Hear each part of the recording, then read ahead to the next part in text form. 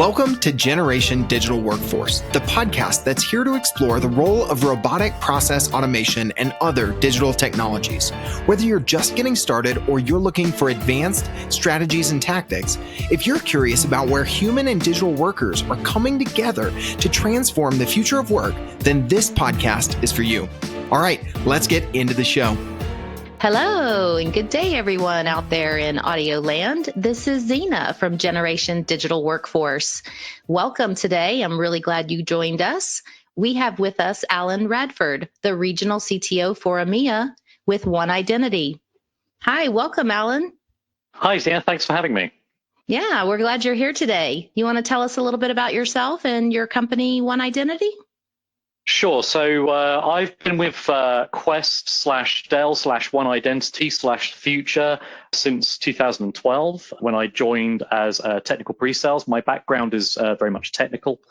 And what I do for One Identity is I help us to build the PAM business in EMEA.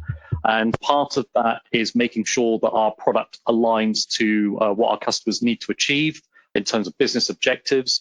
To that end, a large part of my role is actually building alliances with other vendors to a common goal of best serving our customers, which is what's led us to do a lot of work recently with Blue Prism's technology.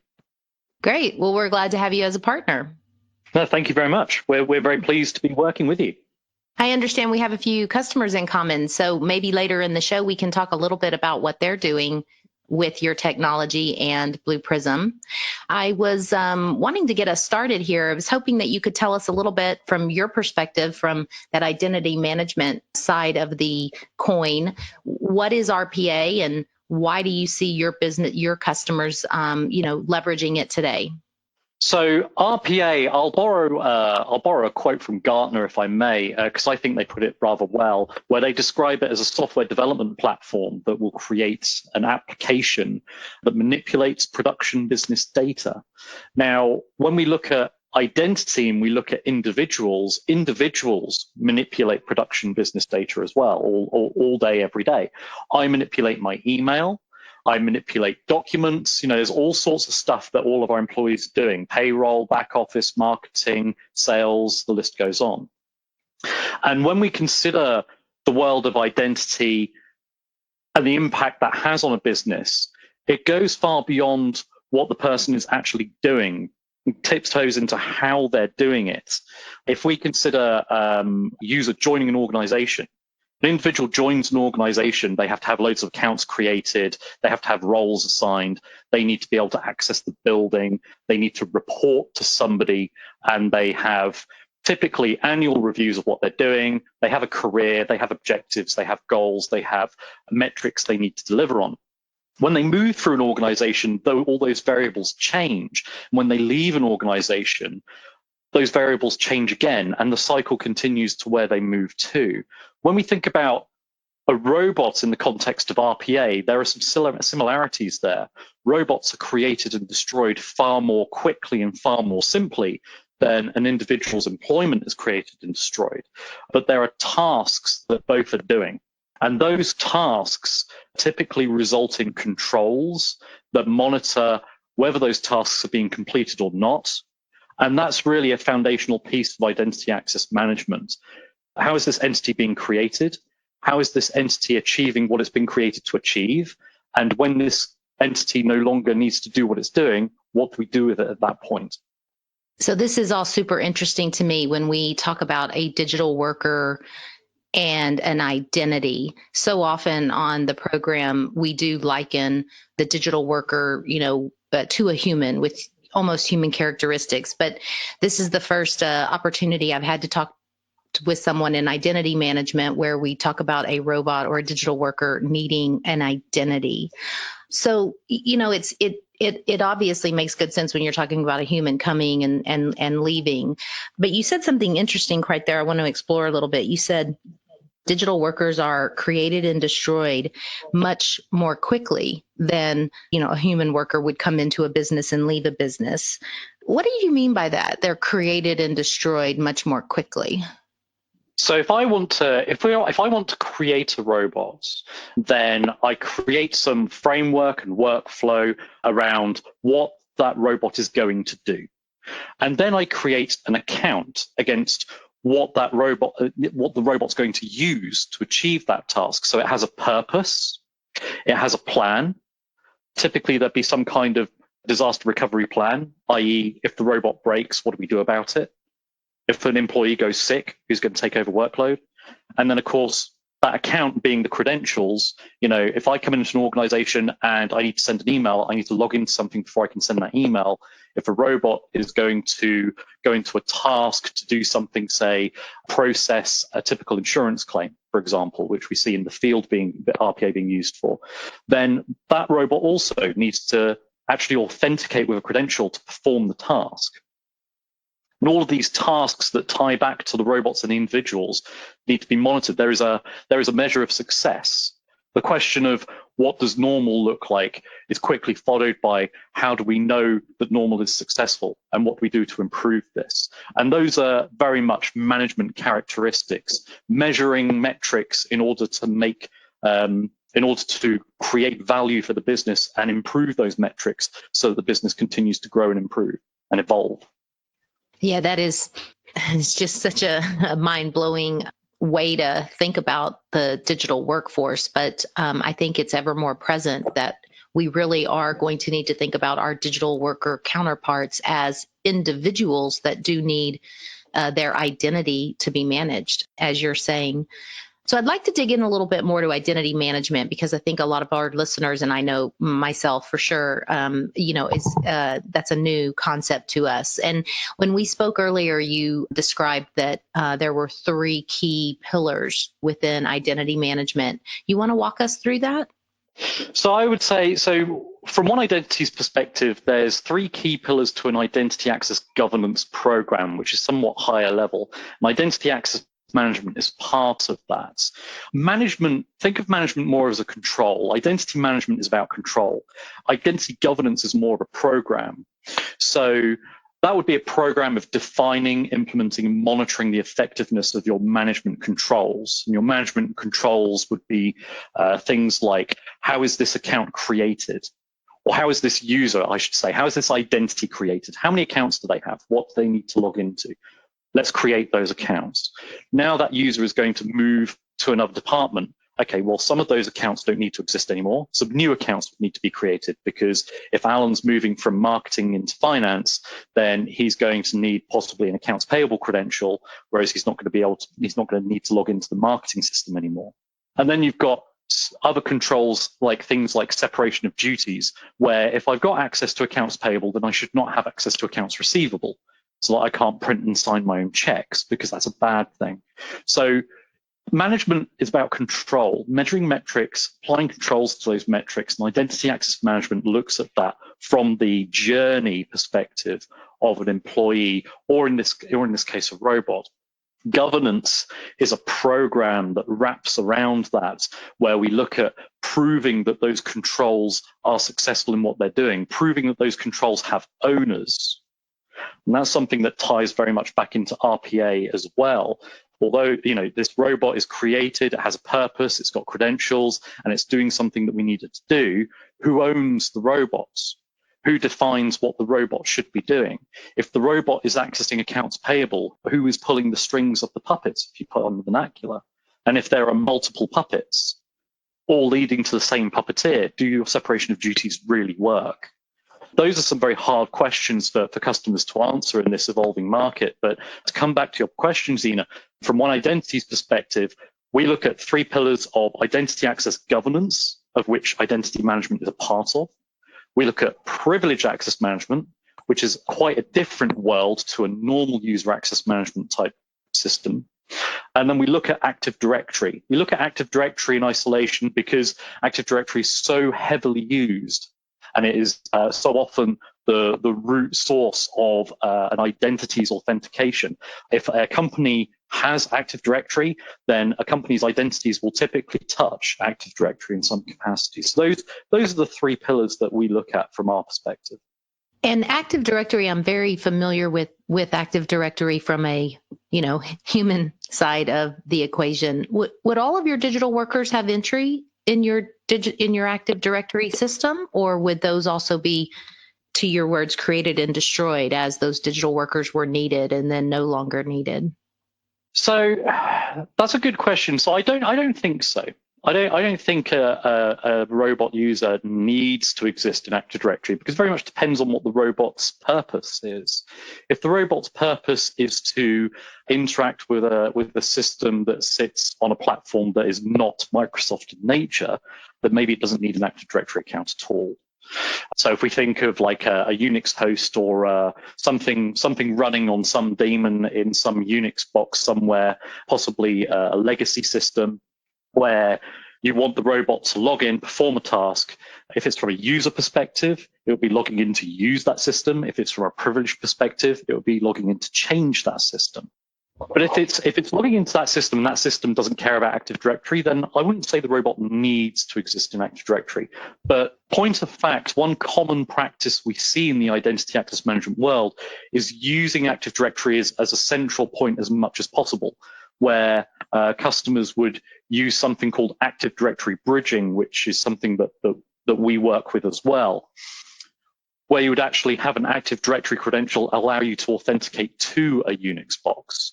So we see a lot of customers trying to centralize for simplicity as much as possible, rather than having, say, 100,000 Unix boxes, and each one of those boxes would have their own credentials on them. If you're centralizing that into Active Directory, then you only have to manage one account in that central Active Directory. So we do see customers trying to rein back into Active Directory, but I wouldn't have said that a robot needs an Active Directory account in order to exist. Fair enough. So do you want to give us an example of how and where digital workers and identity management intersect? Maybe give us an example of what one of your customers is doing, or why they've kind of gone to this identity management way of managing, if you will, their digital workforce? Sure. So I gave an example just now around one customer we have who is a healthcare insurance provider, and they use RPA to process quote unquote mundane insurance claims. If you've got lots and lots of tasks that are the same, and they are therefore tedious to a human user, it's much more efficient to do that through a robotic process. But one of the more interesting ones that I saw recently was actually with a mutual customer of ours over in Spain.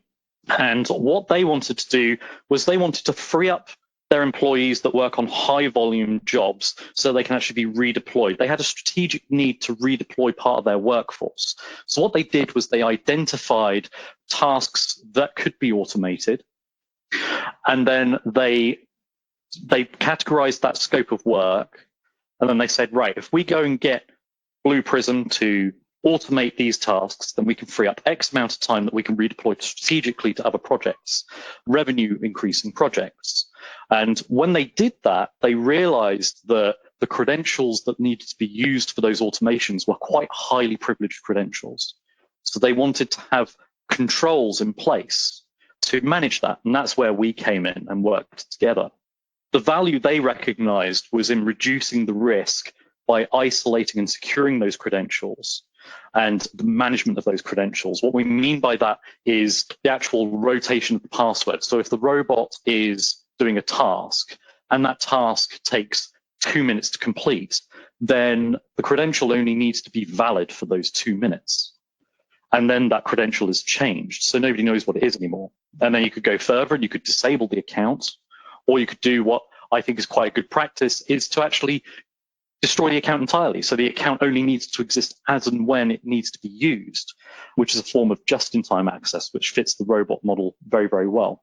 But removing that credential, that manual credential intervention, it presented a scenario where we could facilitate continuous automation by removing the risk from that existing automation process. So nobody had to step in and automate and manually manage those credentials as part of that automation process. So very much a yin-yang type relationship when it came to the customer wanting to exercise more agility through automation through Blue Prism, but then recognize the security in removing the risk and using our technology while sustaining the automation and recognizing the revenue from it.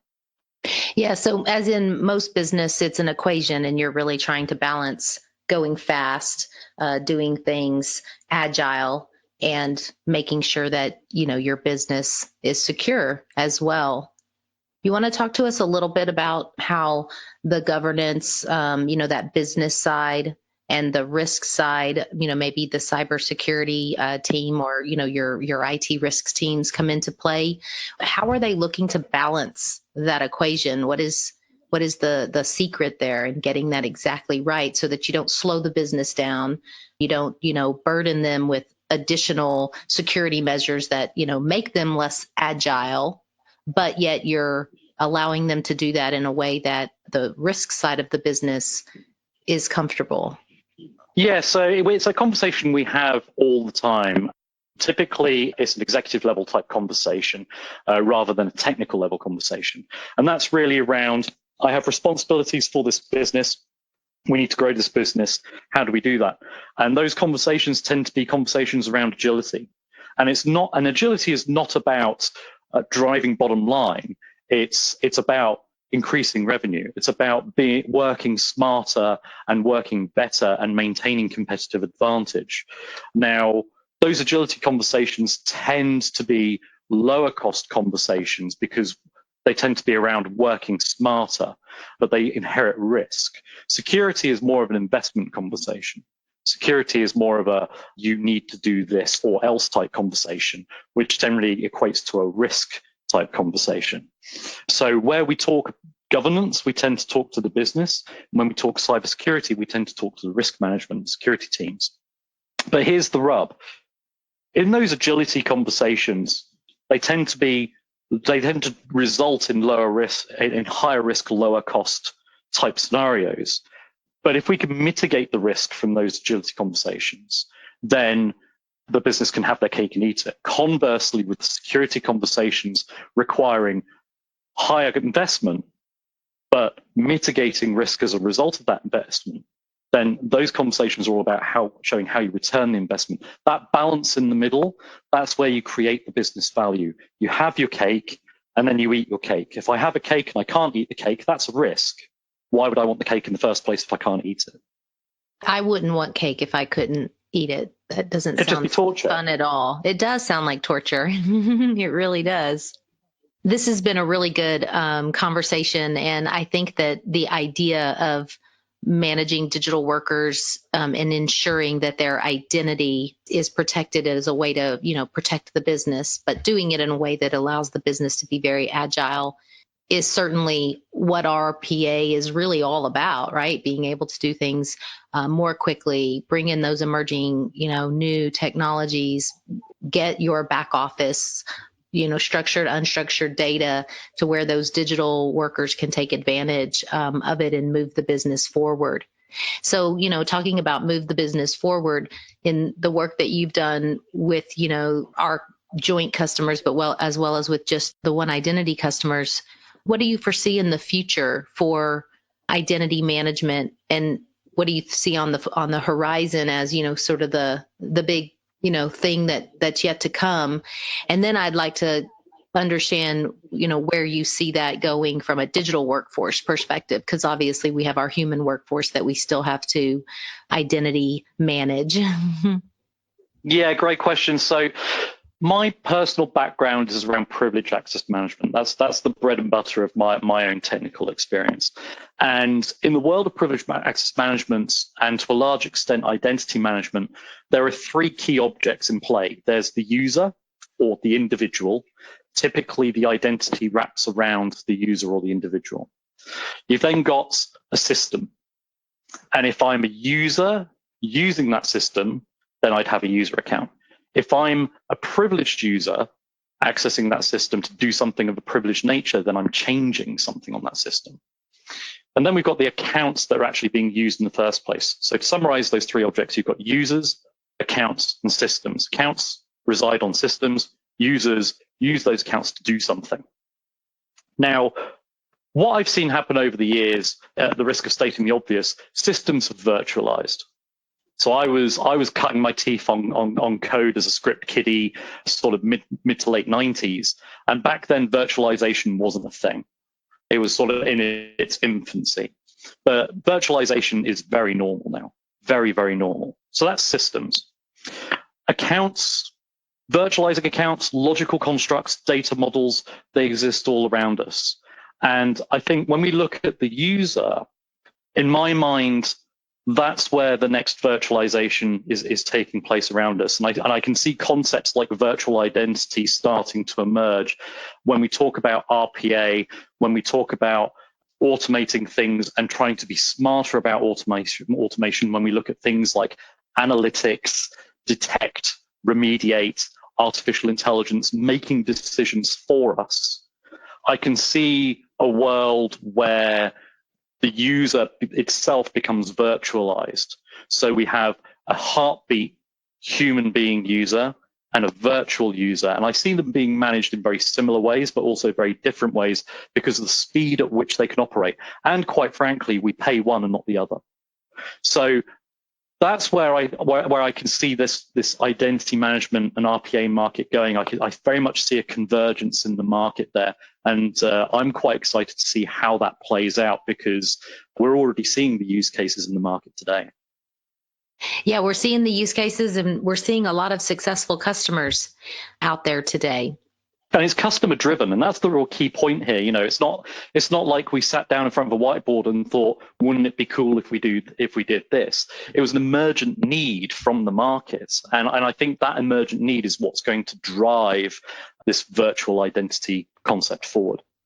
I would agree with you there. And I have to say, the idea of a virtual machine, I think like you, Alan, when I started my career, I won't tell you when.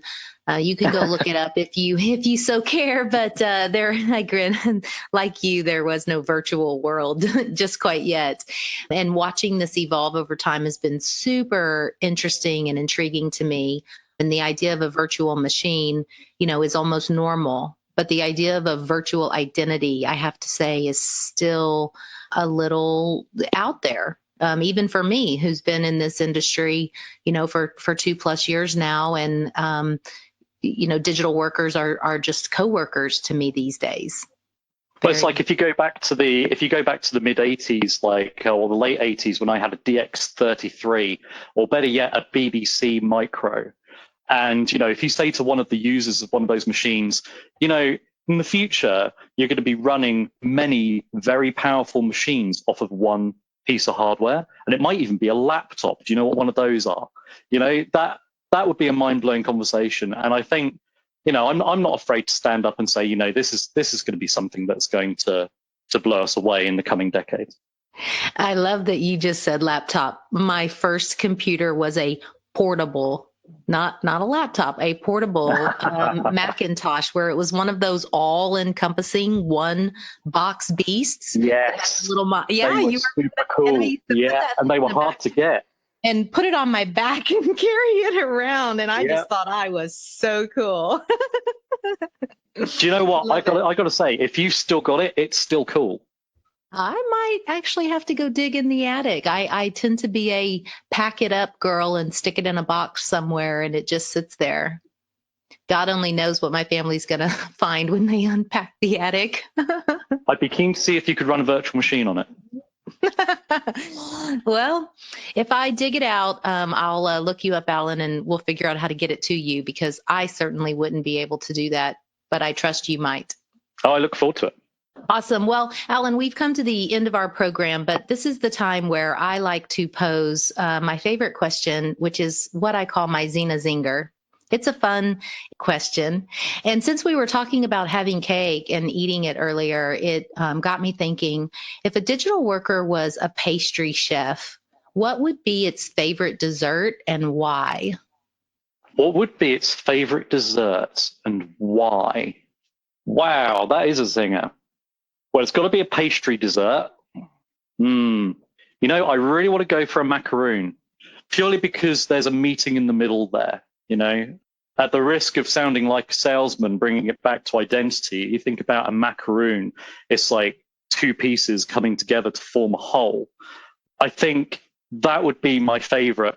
That would be my favorite dessert, because there's more to it than what I am already. Am I making any sense? Yes, you Makes sense. sure are. Yes, and I just love what my guests come up with when I ask these questions. So I'm I also think picking on it because it's what I like as well. I love a macaroon. So they are lovely. The first time I ever had a macaroon, being a girl from Texas, you can probably hear that in my voice. I was in Switzerland, and I was on that very, elegant street with all the, high-end retailers. And I walked by a candy shop, and it just spoke to me, and I walked in, and more flavors of macaroons than I can ever imagine. But it was also the first time I ever had a macaroon. And I think I spent an hour in that store. And when I left, I was sick to my stomach because I had eaten so many.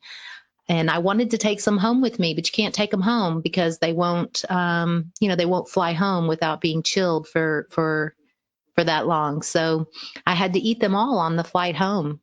Well, that sounds really unfortunate. It was really unfortunate. But Thank you, Alan. macaroons are one of those things where you can't mistake it for anything else. You can't. And if someone's tried to pass you off a macaroon that's not really a macaroon, you know it the minute you It's just not going to work. Yeah, into it. Yeah, the moment. So there's awesome. your analogy. Thank you so much, Alan. This has been so much fun, and I've learned a lot. I probably didn't understand it all, but I learned a lot. I appreciate it. Appreciate you being with us today. I really appreciate you having me on the show. Thank you very much. Yeah, thank you. And to all my listeners out there, thank you for joining this week for Generation Digital Workforce, and we'll see you next time. You've been listening to Generation Digital Workforce. If you want to hear more about RPA, AI, and other cognitive technologies that are shaping the future of work, join us next time as we continue to go deeper on these topics with industry innovators and experts. To make sure you never miss a future episode, subscribe to the show in your favorite podcast player. And if you've liked what you heard today, please leave us a review. It's one of the best ways to help more people find valuable content. For show notes and more info, visit us at blueprism.com/podcast. Thank you so much for listening. Until next time.